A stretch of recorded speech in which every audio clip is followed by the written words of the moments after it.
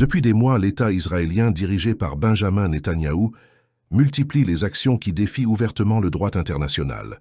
Génocide et crimes de guerre à Gaza, bombardements injustifiés en Syrie, destruction massive au Liban, les violations s'accumulent et la liste ne cesse de s'allonger.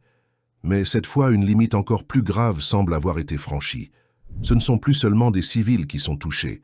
Ce sont des casques bleus de l'ONU, des hommes envoyés pour maintenir la paix, qui sont pris pour cible par l'armée de Tsahal qui n'a aucune notion du droit international.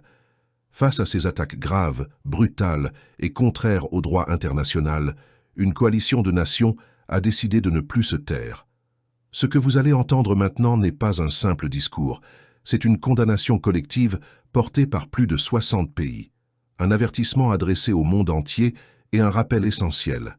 Lorsque toutes les limites sont franchies, c'est l'humanité elle-même qui est en danger. Ladies and gentlemen, excellencies, Mesdames et messieurs, Excellences, j'ai l'honneur de lire la déclaration conjointe suivante sur la sécurité des casques bleus au nom de nombreux pays ainsi que de l'Union européenne. Nous, pays contributeurs de troupes à la force intérimaire des Nations Unies au Liban, FINUL, rejoints par plusieurs autres États membres et l'Union européenne, exprimons notre profonde inquiétude face à l'escalade des tensions au Liban depuis le 2 mars 2026, ainsi que ses conséquences sur la sécurité des casques bleus.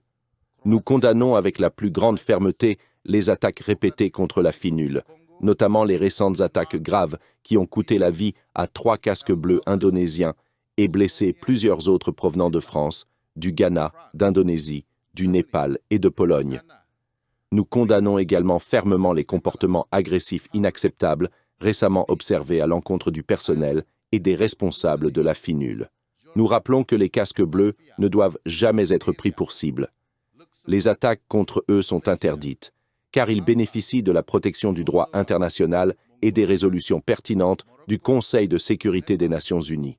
De telles attaques peuvent constituer des crimes de guerre. La sécurité des casques bleus est non négociable. Nous appelons l'ONU et le Conseil de sécurité à utiliser tous les moyens à leur disposition pour renforcer leur protection dans un environnement de plus en plus dangereux. Nous réaffirmons notre plein soutien à la FINUL et à son mandat, tel que défini dans les résolutions du Conseil de sécurité.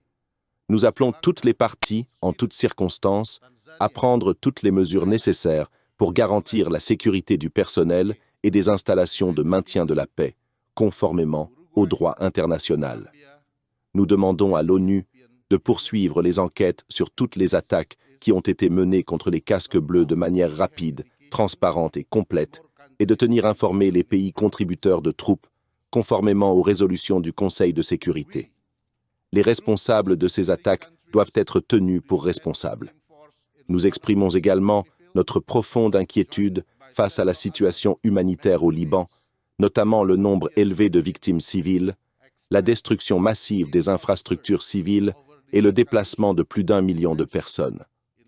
Nous appelons les parties à revenir d'urgence au cessez-le-feu établi en 2024 et à respecter la résolution 1701 du Conseil de sécurité. Nous demandons la cessation des hostilités au Liban, une désescalade des tensions et un retour de toutes les parties à la table des négociations. Nous réaffirmons notre engagement ferme envers la souveraineté, l'indépendance, l'intégrité territoriale et l'unité du Liban. Enfin, nous rendons hommage au dévouement et au service de tous les casques bleus des Nations Unies qui risquent leur vie pour la paix et la sécurité internationale, et exprimons notre profonde reconnaissance envers tous les pays contributeurs de troupes.